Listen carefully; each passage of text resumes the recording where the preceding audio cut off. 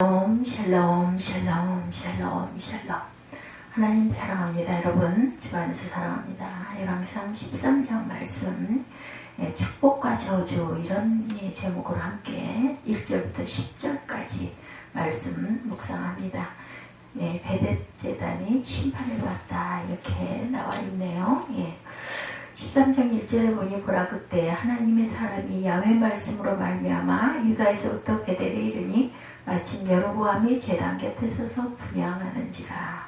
하나님의 사람이 제단을 향하여 야훼 말씀으로 외쳐 이르되, 제단아 제단아, 여호와께서 이와 같이 말씀하시기를, 다윗의 집에 요시아라 이름하는 아들을 낳으리니 그가 내 위에 분향하는 산당 제사장을 내 위에서 제물로 바칠 것이요, 또 사람의 뼈를 내 위에서 사르리라 하셨느니라 하고, 그날에 그가 징조를 들어 이르되, 이는 야훼께서 말씀하신 징조라. 제단이 갈라지며 그 위에 있는 재가 쏟아지리라 하매, 여로보암 왕이 하나님의 사람 베델에 있는 제단을, 하나님의 사람이 베델에 있는 제단을 향하여 외쳐 말함을 들을 때 제단에서 손을 펴며 그를 잡으라 하더라. 그를 향하여 편 손이 말라 다시 거두지 못하며, 하나님의 사람이 야훼 말씀으로 보인 징조대로 제단이 갈라지며 재가 제단에서 쏟아진지라.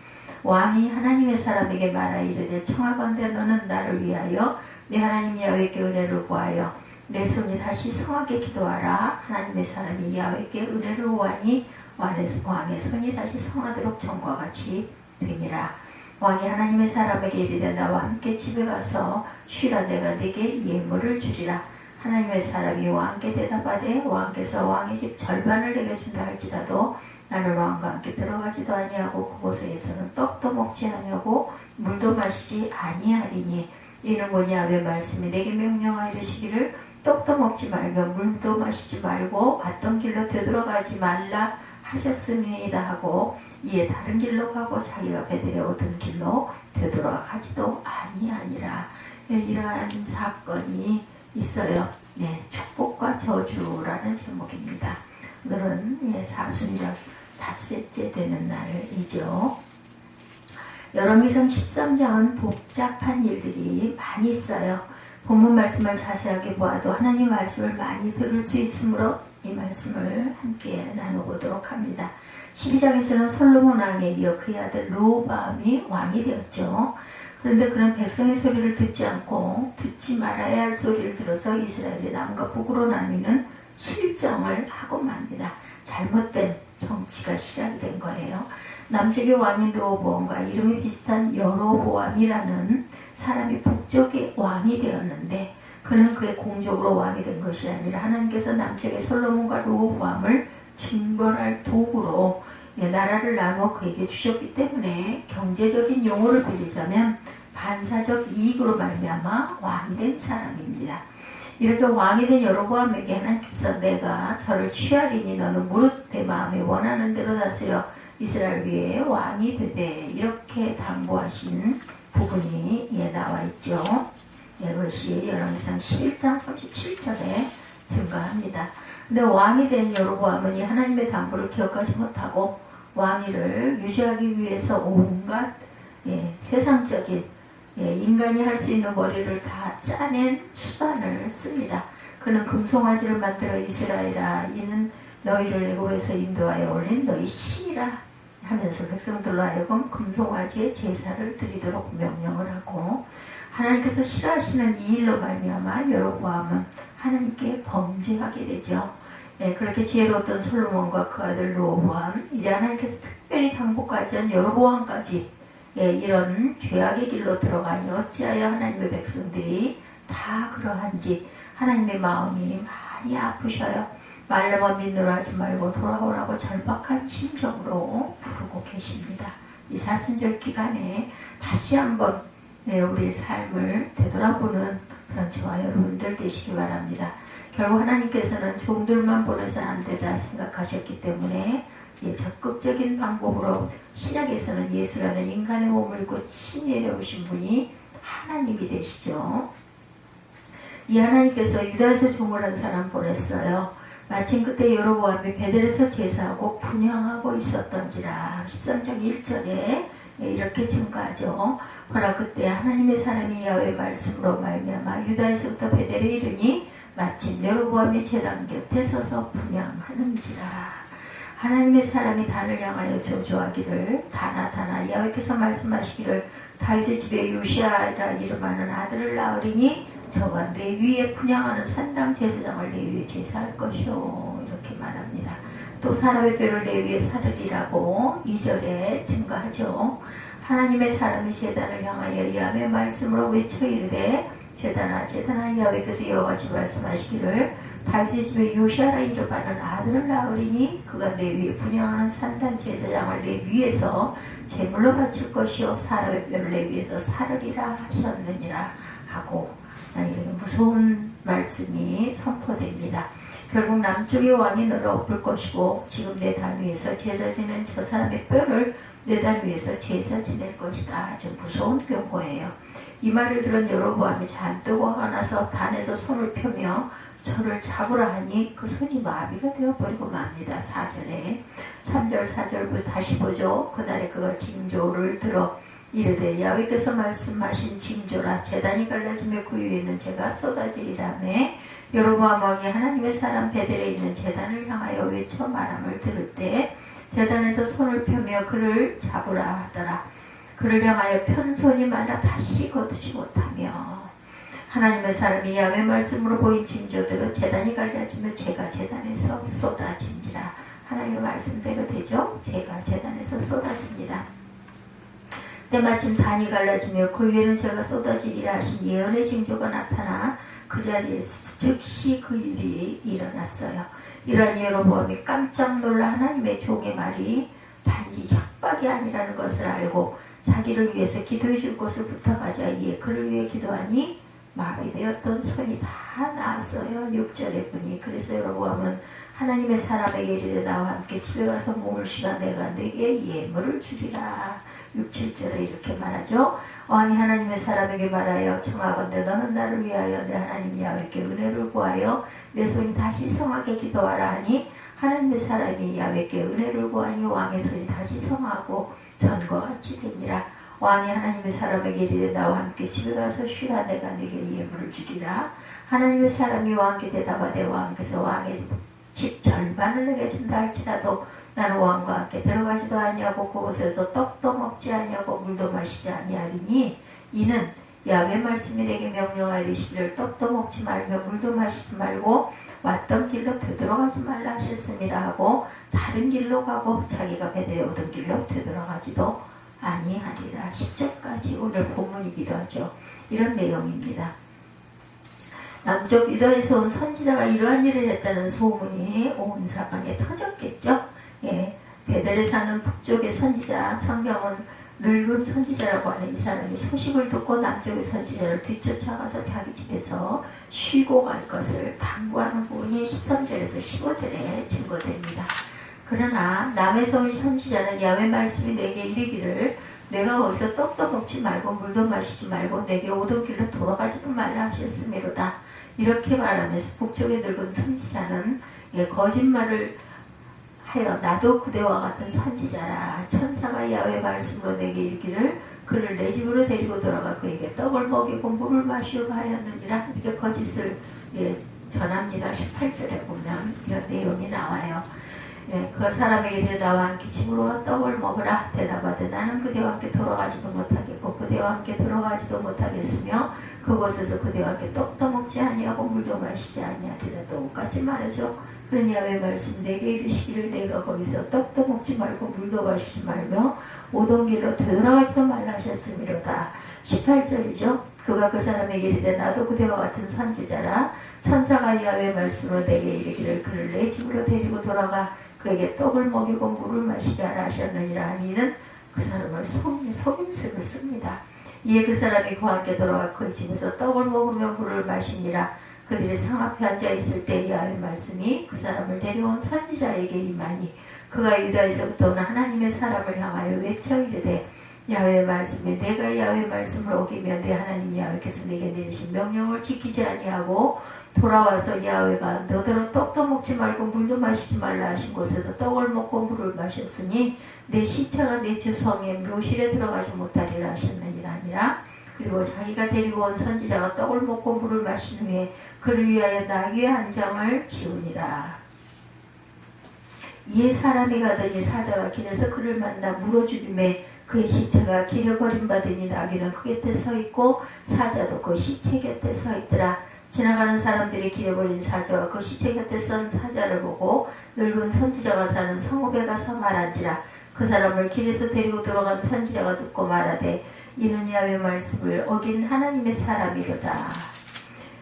야훼께서 그에게 하신 말씀과 같이 야훼께서 그를 사자에게 넘기심에 사자가 그를 찢어 죽였도다 하고 이에 그의 아들들에게 말하 이르되 나를 위하여 나귀의 안장을 지우라. 그들이 안장을 지우매 그가 가서 본즉 그의 시체가 길에 버림바 되었고 나귀와 사자는 그 시체 곁에 서 있는데 사자가 시체를 먹지도 아니하였고 나귀를 찢지도 아니하였더라. 늙은 선지자가 하나님의 사람의 시체를 들어 나귀에 실어가지고 돌아와 자기 성으로 들어가 슬피 울며 장사하되 곧 그의 시체를 자기의 묘실에 두고 오라 내 형제여 하며 그를 위하여 슬피 우니라. 그 사람을 장사한 후에 그의 아들들에게 말하 이르되 내가 죽거든 하나님의 사람을 장사한 묘실에 나를 장사하되 내 뼈를 그의 뼈 곁에 두라. 그가 야훼 말씀으로 베델에 있는 제단을 향하고 사마리아 성읍에 있는 모든 산당을 향하여 외쳐 말한 것이 반드시 이룰 것이니라. 여로보암이 이 일 후에도 그의 악한 길에서 떠나 돌이키지 아니하고 다시 일반 백성들을 산당의 제사장으로 삼되 누구든지 자원하면 그 사람을 산당의 제사장으로 삼았으므로 이 일이 여로보암 집의 죄가 되어 그 집이 땅 위에서 끊어져 멸망하게 되니라. 여로보암이 결국은 회개하고 돌이키지 않는 바람에 멸망하게 되죠. 하나님께서 세우신 하나님의 종들은 세상에 이르든 하나님의 나라에 이르든 간에 그들에게 그 일을 잘 감당하기 하기 위해서 하나님께서 모든 노력을 다하시는 것을 볼 수가 있습니다.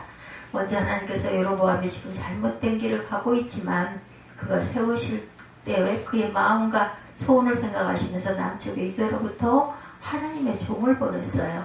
특별히 하나님의 종이 여러분에게 말씀하실 때는 이해되지 않는다 할지라도 아멘하고 받으시기 바랍니다. 그런데 여로보암은 그 말씀을 듣지 아니하고 오히려 그 선지자를 잡으려고 하죠. 본문에 여로보암이 마비되었던 자신의 손이 펴지도록 기도를 요청한 것으로 보면 그 사람이 하나님의 종이라는 것을 깨달았을 거예요. 이때 하나님의 경고를 들었다면 얼마나 좋았을까. 하나님께서 이토록 간절하게 말씀하시고 하나님의 종을 통해 손이 말라서 마비되는 작은 경고와 단이 갈라지고 재가 쏟아지려는 예언이 그 자리에서 실현되는 여러 가지 징조가 있음에도 불구하고 여로보암은 결국은 깨달지를 못합니다. 악을 계속 반복하죠. 다음은 남쪽에서 온 선지자가 하나님 말씀을 순전하게 순종하지 않다가 죽은 사건이 두 번째 사건으로 일어나죠. 대단히 무서운 이 사건을 통해서 하나님께서 무엇을 경고하시는지를 여러분들 잘 깨달으시기 바랍니다. 이 선지자의 죽음을 보면서 우리는 하나님은 아주 무서운 분이라는 것을 생각할 수 있어요. 먼 곳까지 가서 그처럼 귀한 일을 하고 그의 죄가 그리 큰 것 같지도 않은데 사자에게 찢겨 죽게 하십니다. 이 종이 얼마나 잘못했느냐가 중요한 것이 아니라 하는 것을 알아야 할 것이다. 하나님께서의 죽음을 통해서 말씀하시는 것은 당신이 그토록 사랑하는 종일지라도 잠깐 하나님의 말씀에 순종하지 아니하였음으로 인하여서 사자에게서 찢겨 죽도록 만드셨는데 하나님께서 좋은 나라와 부귀 영화를 주신 여로보암이 그토록 엄청나게 죄를 짓고 여러 번의 경고에도 불구하고 순종하지 아니하는 것에 대한 경고였어요. 이 말씀을 묵상하면 우리에게 두려움이 생기죠. 근데 사실이라는 것, 아울러 하나님께서 여로보암에게 지금이라도 돌아오기만 하면 받아주겠다고 말씀을 하시고 계세요. 그러나 더 볼 것은 하나님의 종이란 어떤 존재인가입니다. 하나님의 종은 마지막까지 하나님을 하게 하시고 죽음까지도 사용하시죠. 하나님께서 당신의 종의 죽음을 통해 말씀하시는 것을 볼 수가 있습니다. 네, 전임자뿐만 아니라 하나님의 종으로 일하는 모든 사람은 이런 사실을 잘 깨달아 알아야 하겠다. 이 땅에 살면서 예, 우리 세상의 눈으로 보기에는 하나님의 종에 대해서 특별한 상급이 없어요. 그래서 하나님의 종에 대해서 세상적으로 잘해주고 좋은 것을 주려고 생각하지 않는 것이 좋겠다. 하나님의 종도 이렇게 죽는 것이 마땅합니다. 오늘 본문의 남유다에서는 하나님의 종 역시 죽음으로 말을 하죠. 사역자는 아닐지라도 예루살렘 초대교회 7 집사 중 한 사람인 스데반도 죽음으로 이야기한 것을 볼 수가 있죠. 사도행전 7장에 하나님의 종들은 이렇다는 것. 그러나 아실 것은 하나님과 그 종의 개인적인 거래는 따로 있습니다. 그분들에게 죽으면서도 세상 사람이 알지 못하는 다른 영광이 있다라는 것이죠. 그러므로 하나님의 종에 대한 하나님의 심판이 엄정할지라도 명령받은 것을 다 행한 후에 나는 무익한 종이니 이렇게 말하는 것이 바로 종입니다. 하나님께서 당신의 사랑하는 종을 죽이면서까지 짚은 자를 바로 세우죠. 죄인들이 돌아오기를 원하시는 분이라는 것을 잘 보여줍니다. 십자가에 본인이 죽으셨어요. 그렇죠? 여로보암이 이렇게 무서운 경고와 징조를 보았을 때 돌아왔더라면 얼마나 좋았을까 하는 아쉬움이 남습니다. 여기 하나 더 볼 것은 베델에 있는 늙은 선지자가 한 일이죠. 언뜻 보기에는 납득이 잘 안 가요.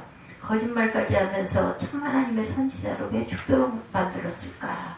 다시 한번 보면 거짓말을 하여 하나님의 선지자를 집으로 데려가 대접한 후에 보내기 직전 하나님의 진짜 계시를 받아 그 선지자가 죽을 것이라는 예언을 한 후 그를 보내죠. 그리고 그 늙은 선지자는 남쪽의 선지자가 사자에 찢겨 죽었다는 소식을 듣고 나의 형제여 하며 슬피 울며 장례를 치러줍니다. 29절에 30절. 이 말씀의 의미는 죄악의 유혹은 선지자로부터 온다는 것을 알아야 한다는 것. 하나님의 종이라고 목사의 직분을 가졌다고 해서 아무나 믿는 것은 아니다. 참으로 두려운 일이지만 성경은 이 사실을 분명하게 기록하고 있습니다.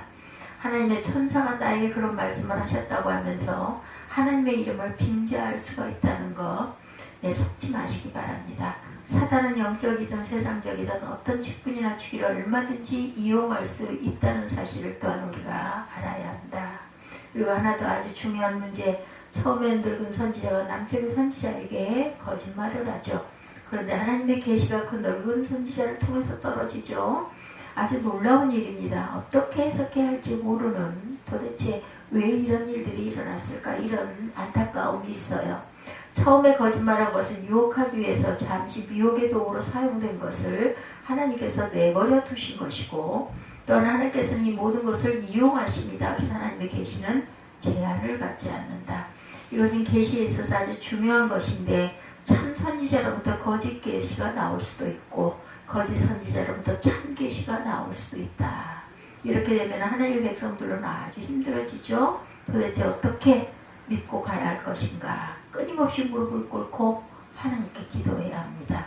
오늘 본문 열왕기상 13장은 복잡하기도 한 부분입니다.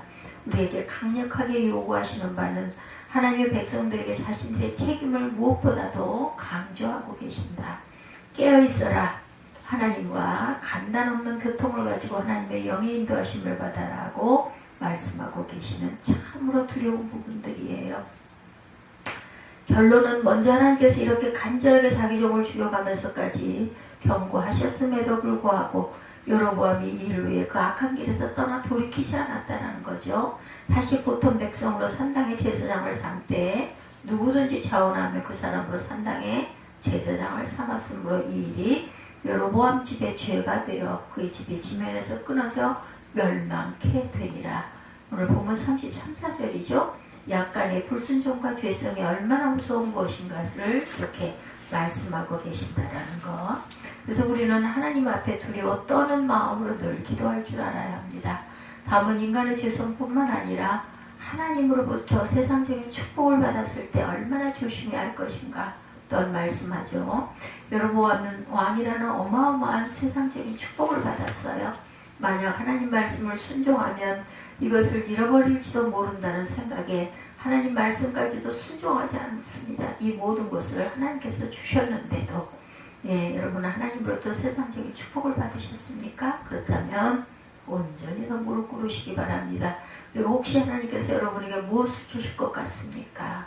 하나님께서 주신 그것을 받고도 하나님 말씀에 순종하지 못하고 거룩한 삶을 살지 못할 바에는 차라리 받지 않겠다고 무릎 꿇고 기도하시기 바랍니다. 우리는 하나님께서 주시고 나면 다른 길로 가고 받으면 그것을 놓치지 않으려고 해요. 우리 하나님께서는 주셨을 때 제대로 지킬 수 있는 그릇이 되어야 합니다. 하나님께서 주시는 것은 하나님을 귀히 여기고 하나님 뜻을 귀히 여길 때 얼마든지 누릴 수도 있고 얼마든지 주실 수도 있다는 것. 하나님께서 당신의 사랑하는 종의 죽음을 하나님의 말씀의 행위의 언어로 보여주셨어요. 그럼에도 불구하고 돌아오지 아니하는 여로보암이죠. 하나님은 결단코 여로보암의 길이 아닌 날이 갈수록 거룩하여지고 더욱더 사랑스러워가는 참된 하나님의 자녀들이 되시기를 주님의 이름으로 축복합니다. 기도하시겠습니다.